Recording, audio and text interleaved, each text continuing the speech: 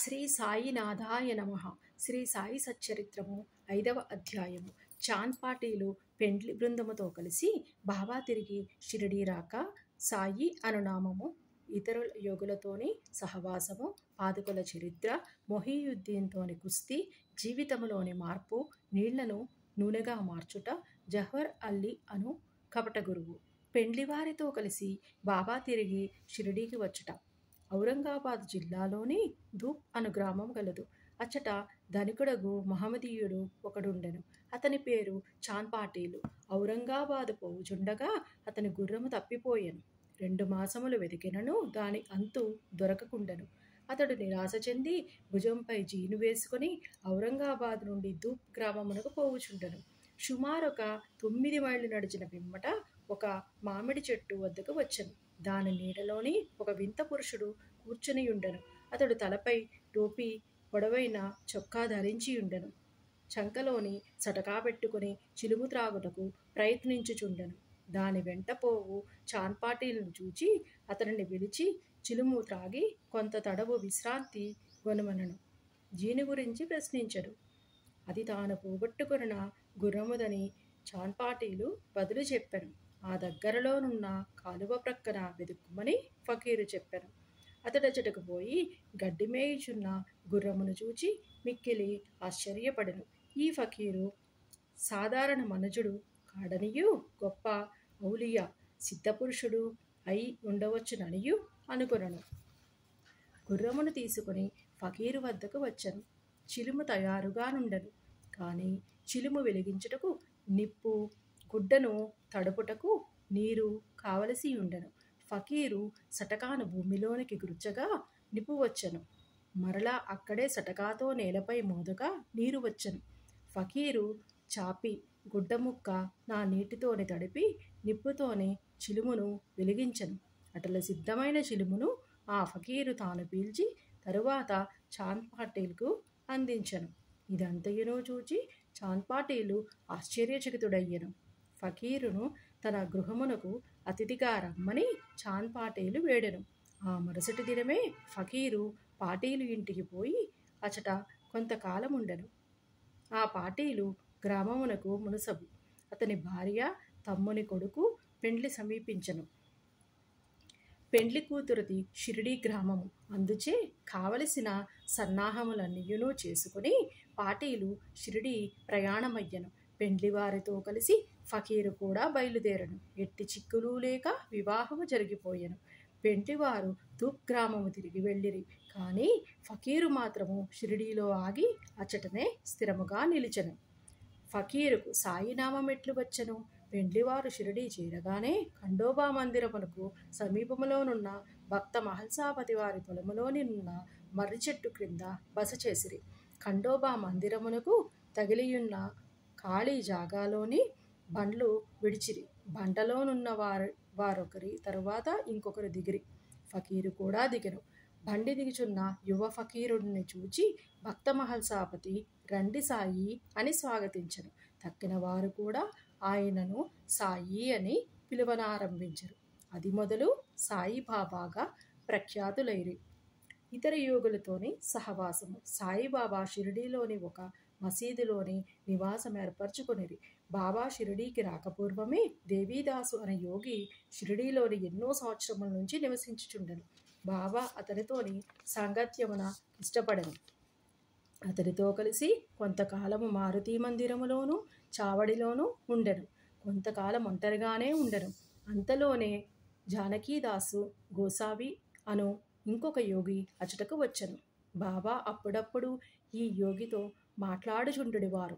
లేదా బాబా ఉండు చోటుకు జానకీదాసు పోవుచుండెను. అటులనే పుణతాంబే నుంచి ఒక వైశ్య యోగి షిరిడీ వచ్చుచుండడివారు. ఆయన గృహస్థుడు. పేరు గంగాగీరు. ఒకనాడు బాబా స్వయముగా కుండలతో నీళ్లు తెచ్చి పూల చెట్లకు పోయిచుండెను. చూచి అతడు షిరిడీ గ్రామస్తులతో ఇట్లనెను. ఈ మణి ఇచ్చడుండుటచే షిరిడీ పుణ్యక్షేత్రమైనది. ఈయన నాడు కుండలతో నీళ్లు మోయిచున్నాడు. కానీ ఇతడు సామాన్య మానవుడు కాడు. ఈ నేల నిజముగా పుణ్యము చేసుకొనున్నది. కనుకనే సాయిబాబా అను ఈ మణిని రాబట్టుకొనగలిగెను. ఏవలా గ్రామములోని ఉన్న మఠములోని ఆనందనాథుడను యోగి పుంగవుడుండెను. అతడు అక్కల్ కొట్కల్ మహారాజు గారి శిష్యుడు. అతడు ఒకనాడు షిరిడీ గ్రామ నివాసులతోని బాబాను చూడవచ్చను. అతడు సాయిబాబాను చూచి ఇట్లనను, ఈయన యొక్క అమూల్యమైన రత్నము సామాన్య మానవుని వలె కనిపించినప్పటికీ ఈయన మాటలు ఈయన మామూలు రాయి వంటి వాడు కాదు. ఈయన ఒక అమూల్యమైన వజ్రము. ముందు ముందు ఈ సంగతి మీకే తెలియగలదు. ఇట్లనుచు ఆనందనాథుడు తిరిగి ఏవలా వెళ్ళను. ఇది శ్రీ సాయిబాబా యవ్వనమున జరిగిన సంగతి. బాబా దుస్తులు, వారి నిత్యకృత్యములు. యవ్వనమునందు బాబా తమ తల వెంట్రుకలు కత్తిరించుకొనక జుట్టు పెంచుచుండెను. పహిల్వాను వలె దుస్తులు వేసుకొనిడివారు. షిరిడీకి 3 మైళ్ళ దూరములోనున్న రహతాకు పోయినప్పుడు ఒకసారి బంతి, గన్నేరు, నిత్యమల్య మొక్కలు తీసుకుని వచ్చి నేలను చదును చేసి వానిని నాటి నీళ్లు పోయిచుండిరి. అనుదినము వామన్ తాత్య అను కుమ్మరి బాబాకు కాల్చని 2 పచ్చి కుండలను ఇచ్చిచుండెడివారు. బాబా స్వయముగా బావి నుంచి నీళ్లు చేది ఆ నీటిని ఆ పచ్చి కుండలలోని తోడి భుజములపై మోసుకొని తెచ్చి మొక్కలకు పోసెడివారు. సాయంకాలము ఆ కుండలను వేప చెట్టు మొదట బోర్లించుచుండిరి. కాల్చని ఒకటిచే అవి వెంటనే విరిగి ముక్కలగుచుండెడివి. ఇట్లు 3 సంవత్సరములు గడిచెను. సాయిబాబా కృషి వలన అచట ఒక పూల తోట లేచెను. ఆ స్థలములోనే ఇప్పుడు బాబా సమాధి ఉన్నది. దానినే సమాధి మందిరమని అందురు. దానిని దర్శించుట కొరకే అనేక మంది భక్తులు విశేషముగా పోవుచున్నారు. వేప చెట్టు క్రిందనున్న పాదుకుల వృత్తాంతము. అక్కల్ కొట్కల్ మహారాజు గారి భక్తుడు భాయి కృష్ణాజీ అలీబాక్కర్. ఇతడు అక్కల్ కొట్కల్ మహారాజు గారి చిత్రపటమును పూజించడివారు. అతడు ఒకప్పుడు షోలాపూర్ జిల్లాలోని అక్కల్కోట్ గ్రామమునకు పోయి మహారాజు గారి పాదుకులు దర్శించి పూజించవలనని అనుకొనను. అతడు అచడికి పోక మునిపే స్వప్నములో ఆ మహారాజు దర్శనమిచ్చి ఇట్లు చెప్పెను, ప్రస్తుతం షిరిడి నా నివాస స్థలము. అచటికి పోయి నీ పూజ పునరించుము. అందుచే అక్కల్కోట్ పోవలయునని తన నిర్ణయమును మార్చుకొని భాయి కృష్ణాజీ షిరిడి చేరి బాబాను పూజించి అచటనే 6 మాసములు ఆనందముతో గడిపెను. దీని జ్ఞాపకార్థము పాదుకలు చేయించి శ్రావణ మాసంలోని ఒక శుభదినమున వేప చెట్టు క్రింద ప్రతిష్ఠ చేయించెను. ఇది శక సంవత్సరం 1834 శ్రావణ మాసములోని అనగా కీర్తి శకం 1912లోని జరిగెను. దాదా కెల్కర్, ఉపాసనీ బాబా అనువారు పూజను శాస్త్రోక్తముగా జరిపిరి. దీక్షిత్ అను బ్రాహ్మణుడు పాదుకలు నిత్య పూజకు నియమింపబడెను. దీనిని పర్యవేక్షించు బాధ్యత భక్త సగున్ మేరు నాయక్కి అప్పగించబడినది. ఈ కథ యొక్క పూర్తి వివరములు. ఠానే వాస్తవ్యుడైన శ్రీ బివి దేవు బాబాకు గొప్ప భక్తుడు. వీరు మామల్తదారుగా పదవీ విరమణ చేసిరి. వేప చెట్టు క్రింద ప్రతిష్ఠించబడిన పాదుకలకు సంబంధించిన వివరములన్నీయును సగున్ మేర్ నాయక్ మరియు గోవింద కమలాకర దీక్షితుల నుండి స్వీకరించి పాదుకల పూర్తి వృత్తాంతము శ్రీ సాయిలీలా మాసపత్రిక 2వ సంపుటము 1వ సంచిక 25వ పేజీలోని ఈ రీతిగా ప్రచురించినారు. 1912వ సంవత్సరంలోని బొంబాయి నుండి డాక్టర్ రామారావు కొఠారేను అతడు షిరిడీ వచ్చెను. వానితో పాటుగా అతని కాంపౌండర్ను మరియు అతని మిత్రుడైన భాయి కృష్ణాజీ అలీబాక్కర్ అనునతడును వెంట వచ్చిరి. షిరిడీలోని వారు సగున్ మేర్ నాయక్కు, జీకే దీక్షిత్కు సన్నిహితులైరి. అనేక విషయములు తమలో తాము చర్చించుకొనున్నప్పుడు సంభాషణ వశాత్తు బాబా ప్రప్రథమమున షిరిడీ ప్రవేశించి వేప చెట్టు క్రింద తపస్సు చేసిన దాని జ్ఞాపకార్థము బాబా పాదుకలు ఆ వేప చెట్టు క్రింద ప్రతిష్ఠించవలననియు నిశ్చయించుకునిరి. పాదుకలను రాతితోని చెక్కించుటకు నిర్ణయించిరి. ఈ సంగతి డాక్టర్ రామారావు కొఠారేకు తెలిపినచో ఆయన చక్కని పాదుకలు చెక్కించెదరనియు భాయి కృష్ణాజీ మిత్రుడైన కాంపౌండర్ సలహానిచ్చెను. అందరూ ఈ సలహాకు సమ్మతించిరి. అప్పటికి బొంబాయి తిరిగి వెళ్ళిన డాక్టర్ గారికి ఈ విషయములు తెలియపరచిరి. వారు వెంటనే మరలా షిరిడీ వచ్చి పాదుకల నమూనా వ్రాయించిరి. ఖండోబా మందిరమునందున్న ఉపాసనీ మహారాజు వద్దకు పోయి తాము వ్రాసిన పాదుకల నమూనాను చూపిరి. శ్రీ ఉపాసని దానిలోని కొన్ని మార్పులను చేసి పద్మము, శంఖము, చక్రము మొదలగునవి చేర్చి బాబా యోగశక్తిని, వేప చెట్టు గొప్పతనమును తెలుపుచు ఈ క్రింది శ్లోకమును కూడా చెక్కించమనిరి. సదా నింబవృక్షస్య మూలాదివాసాత్ సుధాశ్రావిణం తిక్తమస్య ప్రియంతం తరుం కల్పవృక్షాదికం సాధయంతం నమామీశ్వరం సద్గురుం సాయినాథం. ఉపాసనీ సలహాలను ఆమోదించి పాదుకలు బొంబాయిలో చేయించి కాంపౌండర్ ద్వారా పంపిరి. శ్రావణ పౌర్ణమి నాడు స్థాపన చేయమనియు బాబా ఆజ్ఞాపించెను.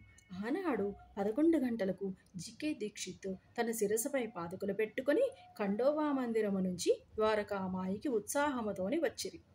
బాబా ఆ పాదుకలను స్పృశించి అవి భగవంతుని పాదుకులనియు నుడివెను. వానిని వేప చెట్టు మూలమున ప్రతిష్ఠింపుడనియు ఆదేశించెను. ఆ ముందు రోజు బొంబాయి నుంచి పాస్తా సెట్ అను పార్సీ భక్తుడొకడు మనీ ఆర్డర్ ద్వారా 25 రూపాయలు పంపియుండెను. బాబా ఆ పైకము పాదుకా ప్రతిష్టకగు ఖర్చు నిమిత్తం ఇచ్చెను.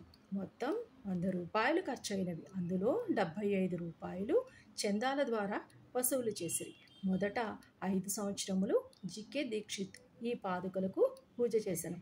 తరువాత లక్ష్మణ్ కచేశ్వర్ జాక్డే అను బ్రాహ్మణుడు నానుమామ పూజారి పూజ చేయుచుండెను. మొదటి 5 సంవత్సరములు నెలకు 2 రూపాయల చొప్పున డాక్టర్ కొటారే దీపపు ఖర్చు నిమిత్తము పంపుచుండెను. పాదుకల చుట్టూ కంచె కూడా పంపెను. ఈ కంచెయును పైకప్పును కోపర్గాం స్టేషన్ నుంచి షిరిడీ తెచ్చుటకు 780 ఖర్చు సగుణ్ మేర్నాయక్ ఇచ్చెను. ప్రస్తుతము జాక్డే పూజ చేయుచున్నాడు. సగుణుడు నైవేద్యమును దీపమును పెట్టుచున్నాడు. మొట్టమొదట భాయి కృష్ణాజీ అక్కల్ కొట్కల్ మహారాజు భక్తుడు 1912వ సంవత్సరంలోని వేప చెట్టు క్రింద పాదుకలు స్థాపించినప్పుడు అక్కల్ కోటకు పోవచ్చు మార్గమధ్యమున షిరిడీ ఎందు దిగెను. బాబా దర్శనము చేసిన తరువాత అక్కల్కోట్ గ్రామమునకు పోవలనని అనుకొని బాబా వద్దకేకి అనుమతి నిమ్మనను. బాబా ఇట్లనను, అక్కల్కోటలో ఏమున్నది, అక్కడికి ఏలపోయేదవు, అక్కడుండే మహారాజు ప్రస్తుతం ఇక్కడనే ఉన్నారు, వారే నేను. ఇది విని భాయి కృష్ణాజీ అక్కల్కోట్ వెళ్ళుట మానుకొనను. పాదుకల స్థాపన తరువాత అనేక పర్యాయములు షిరిడీ యాత్ర చేసెను. హేమాడ్ పంతునకి వివరములు తెలిసియున్నచో సచ్చరిత్రలోని వ్రాయుట మానియుండరు. మొహియుద్దీన్ తంబోలీతో కుస్తీ జీవితంలోని మార్పు. షిరిడీ గ్రామంలోని కుస్తీలు పట్టుట వాడుక. అచ్చట మొహియుద్దీన్ తంబోలీ అనువాడు తరచుగా కుస్తీలు పట్టుచుండడివాడు. వానికి బాబాకు ఒక విషయంలోని భేదాభిప్రాయం వచ్చి కుస్తీ పట్టిరి. అందులో బాబా ఓడిపోయెను. అప్పటి నుంచి బాబాకు విరక్తి కలిగి తన దుస్తులను నివసించు రీతిని మార్చుకొనను. లంగోటి బిగించుకొని ఫకీరులు ధరించు పొడవాటి చొక్కా కఫ్నీని తొడుక్కొని నెత్తి పైకి గుడ్డ కట్టుకునేవారు. ఒక గోనె ముక్కపై కూర్చొనడివారు. చింకి గుడ్డలతోని సంతుష్టి చెందడివారు. రాజభోగం కంటే దారిద్రమే మేలని నుడివెడివారు. పేదవానికి భగవంతుడు స్నేహితుడనేవారు. గంగాగీరుడు కూడా కుస్తీల యందు ప్రేమ. ఒకనాడు కుస్తీ పట్టుచుండగా అతనికి వైరాగ్యం కలిగెను. అదే సమయంలోని దేహమును ఉదమించి దేహము దేవుని సహవాసము చేయుమనియు ఒక ఆకాశవాణి అతనికి అశరీరవాణి అతనికి వినిపించను. అప్పటి నుంచి గంగాగీరు సంసారం విడిచను. ఆత్మ సాక్షాత్కారం వరకు పాటుపడను. పుణతాంబే దగ్గర నది ఒడ్డున ఒక మఠమును స్థాపించి తన శిష్యులతోని నివసించుచుండెను. సాయిబాబా జనులతో కలిసిమెలిసి తిరుగాడేవారు కారు. ఎవరితోనూ తమంతట తాము మాట్లాడేవారు కారు. ఎవరైనా ఏదైనా అడిగిన దానికి మాత్రమే జవాబిచ్చువారు. దినములోని ఎక్కువ భాగం వేప చెట్టు నీడయందు, అప్పుడప్పుడు ఊరవతలనున్న కాలువ ఒడ్డున గల తుమ్మ చెట్టు నీడన కూర్చునడివారు. సాయంకాలం ఊరకనే కొంత దూరము నడిచడివారు. ఒక్కొక్కసారి నీమ్గాం పోవుచుండడివారు. నీమ్గాంలోని బాబా సాహెబ్ త్రయంబక్జీ డెంగలే అనునతని ఇంటికి తరచుగా పోవువారు. బాబా సాహెబ్ డెంగలే ఎందు సాయిబాబాకు మిక్కిలి ప్రేమ. అతని తమ్ముని పేరు నానా సాహెబ్. అతడు 2 వివాహములు చేసుకొన్నను సంతానం కలగలేదు. బాబాసాహెబ్ డెంగలే తన సోదరుని సాయిబాబా వద్దకు పంపెను. బాబా అనుగ్రహముచే నానా సాహెబునకు పుత్ర సంతానం కలిగెను. అప్పటి నుంచి బాబాను దర్శించుటకు ప్రజలు తండోపతండములుగా రాసాగిరి. వారి కీర్తి అంతటను వెల్లడి ఆయను. అహ్మద్నగర్ వరకు వ్యాపించెను. అక్కడ నుండి నానా సాహెబ్ చంద్రోర్కరు, కేశవ్ చిదంబరు బదులుగా గల అనేక మంది షిరిడీకి వచ్చడం ప్రారంభించిరి. దినమంతయును బాబాను భక్తులు చుట్టూ ఉండేవారు. రాత్రుల యందు బాబా పాడుపడిన పాత మసీదునందు శయనించుచుండెను. పొగ పీల్చుకుని చిలింగొట్టము, కొంత పొగాకు, ఒక రేకు డబ్బా, కఫ్ని, తలగుడ్డ ఎల్లప్పుడూ దగ్గరను ఉంచుకుని సటక, చిన్న చేతికర్ర మాత్రమే అప్పటిలోని ఆయనకున్న సామానులు. తలపైన ఒక గుడ్డను చుట్టి దాని అంచులను జడవలే మెలిపెట్టి ముడివేసి ఎడమ చెవిపై నుంచి వెనుకకు వ్రేలాడినట్లు వేసుకొనివారు. తమ దుస్తులను వారముల తరబడి ఉతకకుండా ఉంచువారు. చెప్పులను తొడిగేవారు కారు. దినమంతయును గోనెగుడ్డపైనే కూర్చునేవారు. కఫ్ని క్రింద లంగోటి కట్టుకొనడివారు. చలిని కాచుకొనుటకు తునికెదురుగా మసీదు ఈశాన్య భాగంలో గల కొయ్య చేపట్టుపై తమ ఎడమ చేతి నానించి దక్షిణాభిముఖముగా కూర్చునేవారు. ఆ దునిలోని అహంకారములను, కోరికలను, ఆలోచనలను ఆహుతి చేసి అల్లాయే యజమాని అని పలికేవారు. మసీదులోని 2 గదుల స్థలం మాత్రమే ఉండెను. భక్తులందరూ అచటనే బాబాను దర్శించుచుండిరి. 1912 తదుపరి మసీదుకు కొన్ని మార్పులు చేయబడినవి. పాత మసీదును మరామతు చేసి నేలపైన నగిషీరాళ్ళు తాపన చేసిరి. బాబా ఈ మసీదుకు రాకపూర్వము తకియా రచ్చలోని చాలా కాలము నివసించిరి. బాబా తమ కాళ్లకు చిన్న గజ్జలు కట్టుకుని సొగసుగా నాట్యము చేసేవారు. భక్తిపూర్వకమైన పాటలు పాడేవారు. నీళ్లను నూనెగా మార్చుట. సాయిబాబాకు దీపములన్నా చాలా ఇష్టము. ఊరిలో నూనెను విక్రయించు షావుకారులను నూనె అడిగి తెచ్చి మసీదునందు రాత్రి అంతయును దీపములు వెలిగించుచూ ఉండేవారు. కొన్నాళ్ళు ఇట్లు జరిగెను. ఒకనాడు నూనె ఇచ్చు దుకాణదారులందరూ కూడా పలుకుకొని బాబాకు నూనె ఇవ్వకూడదనియు నిశ్చయించుకొనిరి. బాబా వారి దుకాణములకు ఎప్పటి వలె పోగా నూనె లేదనిరి. బాబా కలత చెందక వట్టి వత్తులు మాత్రమే ప్రమిదలలోని పెట్టి ఉంచెను. నూనె వ్యాపారులు ఆసక్తితోని ఇదంతయును గమనించుచుండిరి. అడుగున 2-3 నూనె చుక్కలు మిగిలియున్న తన రేకు డబ్బాలోని నీటిని పోసి కలియబెట్టి ఆ నీటిని త్రాగివేసిరి. ఈ విధముగా ఆ రేకు డబ్బాలోని నూనె అవశేషమును పావనము చేసిన పిమ్మట మరలా డబ్బాతోని నీరు తీసుకొని ఆ నీటిని ప్రమిదలలో నింపిరి. దూరముగా నిలిచి పరీక్షించుచున్న దుకాణదారులు విస్మయమందునట్లు ప్రమిదలన్నీయు తెల్లవారుదాకా చక్కగా వెలుగుచుండెను. ఇదంతయును చూచి ఈ షావుకార్లు పశ్చాత్తాపడి బాబాను మన్నింపు కోరిరి. బాబా వారిని క్షమించి ఇకపైన ఎన్నను సత్యమునంటి పెట్టుకొనుడనియు హితవు చెప్పి పంపివేసిరి. జౌహర్ అలీ అను కపట గురువు. పైన వివరించిన కుస్తీ జరిగిన 5 ఏండ్ల తరువాత అహ్మద్నగర్ నుంచి జౌహర్ అలీ అను ఫకీరొక్కడు శిష్యులతోని రహతా వచ్చెను.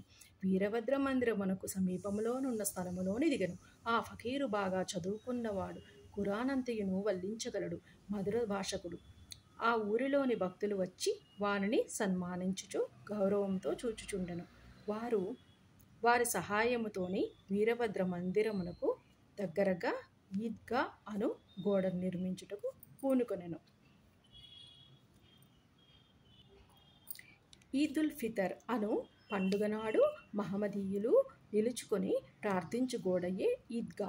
ఈ విషయములోని వివాదము లేచి అది ఘర్షణలకు దారితీసెను. దానితోని జౌహర్ అలీ రహతా విడిచి షిరిడీ చేరి బాబాతోని మసీదునందుండ సాగెను. ప్రజలు వాని తీపి మాటలకు మోసపోయిరి. అతడు బాబాను తన శిష్యుడనియు చెప్పువాడు.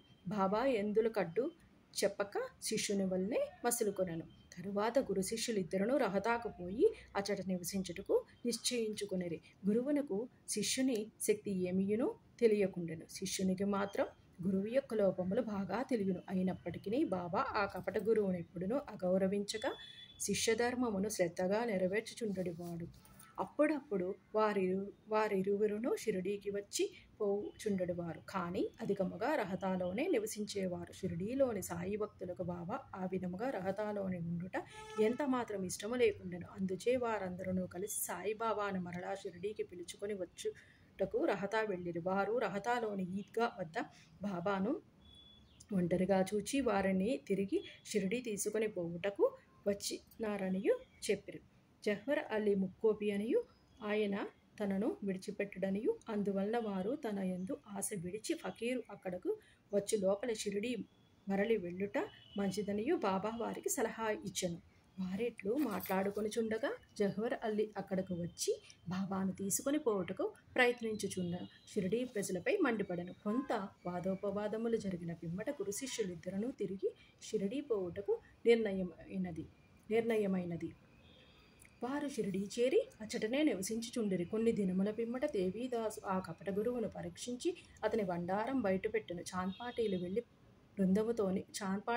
బృందముతోని బాబా షిరిడీ వచ్చుటకు 12 సంవత్సరముల ముందే 12 వయసులోనే దేవీదాసు షిరిడీ చేరిన. వారు మారుతి దేవాలయములో ఉండేవారు. దేవీదాసు చక్కని అంగసౌష్ఠవము తేజోవంతములైన నేత్రములు కలిగి నిర్వ్యామోహిత అవతారముని వలె జ్ఞాని వలె కనబడుచుండెను. తాత్యాపాటీలు, కాశీనాథు, షింపి మొదలుగా గల అనేక మంది దేవీదాసును తమ గురువుగా భావించటి వారు జహ్వర్ అల్లీని దేవీదాసు వద్దకు తీసుకుని వచ్చిరి.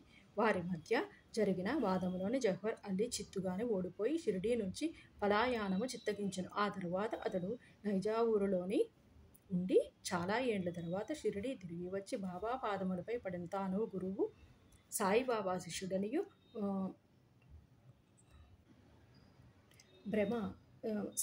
శిష్యుడనియు తాను గురువు సాయిబాబా శిష్యుడనియు భ్రమ వాని మనసు నుంచి తొలగి తన ప్రవర్తన పశ్చాత్తాపడెను. సాయిబాబా వాణిని యథారీతి గౌరవంగానే చూచెను. ఆ విధంగా శిష్యుడు గురువును ఎట్లు సేవించవలెనో, ఎట్లు అహంకార మమకారములను విడిచి గురు శుశ్రూష చేసి దొరకు ఆత్మ సాక్షాత్కారమును పొందవలెనని బాబా ఆచరణాత్మకముగా నిరూపించెను. ఈ కథ భక్త మహల్సాపతి చెప్పిన వివరముల ఆధారముగా వ్రాయబడినది. 5వ అధ్యాయము సంపూర్ణము. సద్గురు శ్రీ సాయి నాథార్పణమస్తు. శుభం భవతు.